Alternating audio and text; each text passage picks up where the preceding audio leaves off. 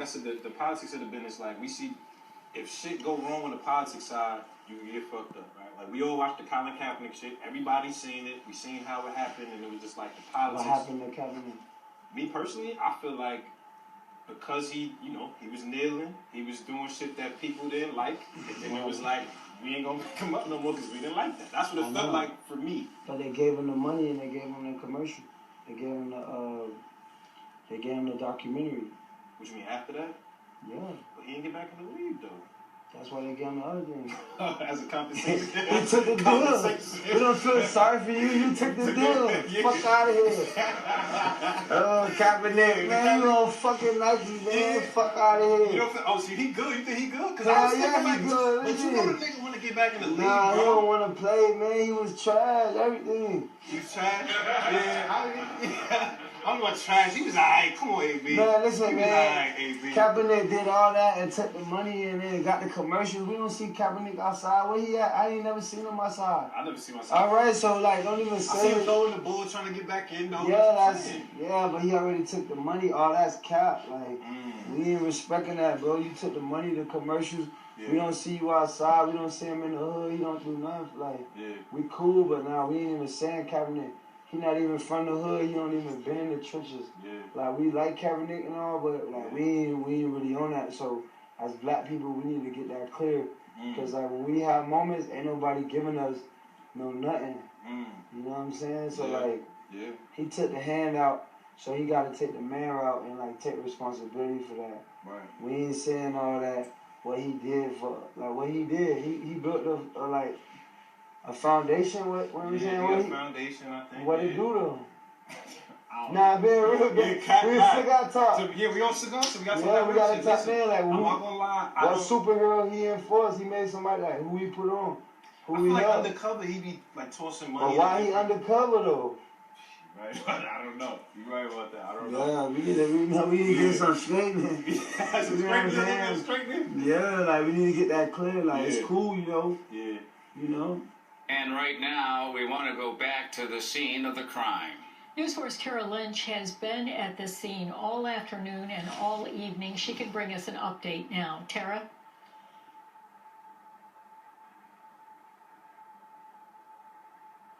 But I've been telling you one story since we first came on the air, and it was about this man here, Grady Lewis. You were in that Tops earlier this afternoon. We're going to get to that story.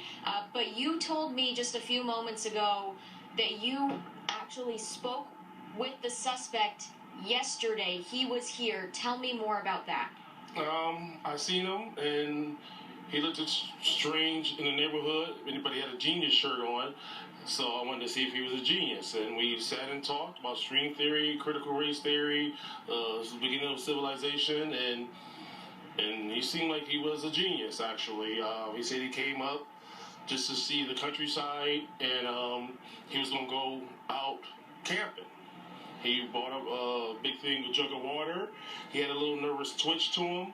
I bought him something to drink, and we sat and talked for about an hour and 45 minutes after seeing the pictures and seeing the blue car that I seen him got into yesterday. So it's a shock right now, and he told me his name was Peyton.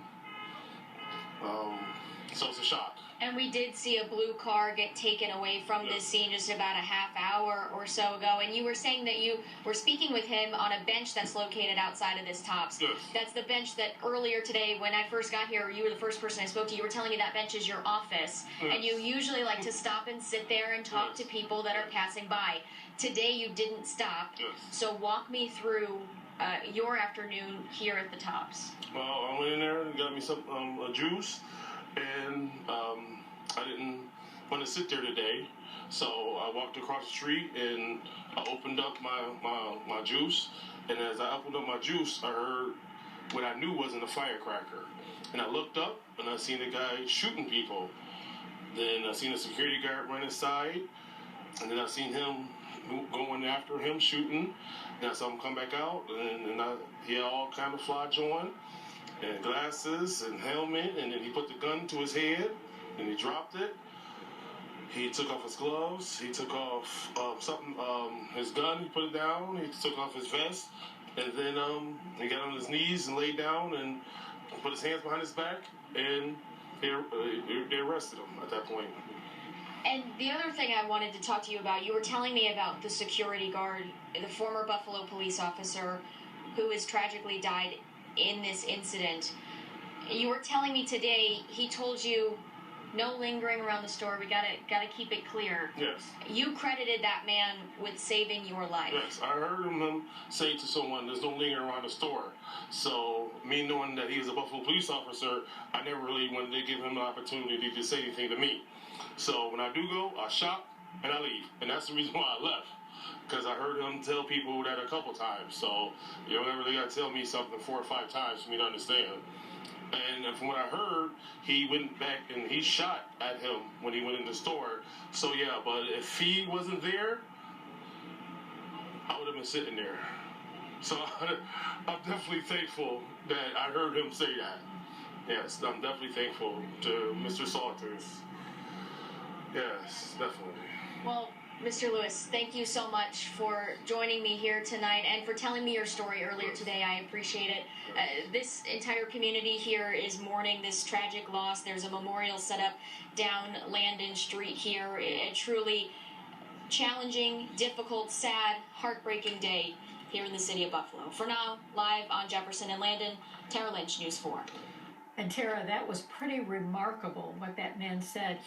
I'm sure authorities will want to talk to him. He said he sat for an hour and 45 minutes yesterday talking to the young man who is the suspect in this case. He also saw the end of the shooting today when the suspect who had the gun up to his neck put it down and surrendered. Surrendered. Very important. Got to talk to him. Absolutely, Tara. That was remarkable there.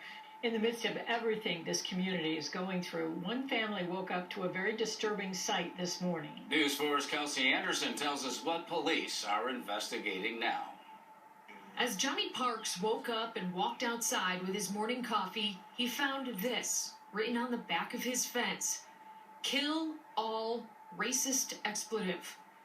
The operations coordinator called off work and called police to file a report. He then told his wife calmly he'll figure out how to get it cleaned up. Shocked at everything. Didn't expect to see it. Let me tell you a little bit about Mr. Parks. He's a father of 4, a grandfather too. He was a youth football coach for 25 years. He then coached at Niagara Wheatfield High School for 4 years. And now he's a referee. Mr. Parks does a lot for this community. I'm told he often puts out water for kids who are playing on this basketball court and picks up debris from the playground behind me. He's won our Helping Hands Award at the town. He wants to be involved. He's on a couple committees. He wants to get involved. And this is the thanks he gets from our community. It's just sad. That's the town of Niagara supervisor, Lee Wallace. He says he's appalled by this. Johnny's kids say the same. I've never felt so out of place in my own neighborhood, my home. And this is the place I basically grew up. It's sad. Enough needs to be enough. I bleed. I have cells in my body. I have 2 legs, 2 arms, just as a white person does. We're all the same. A skin color, it appears different, but I'm a person just like you're a person. But instead of getting angry, Johnny Parks tells me he'll move on from this, and he just wants people to be better educated. I think if everybody got to know their neighbors a little bit better, maybe this wouldn't happen, or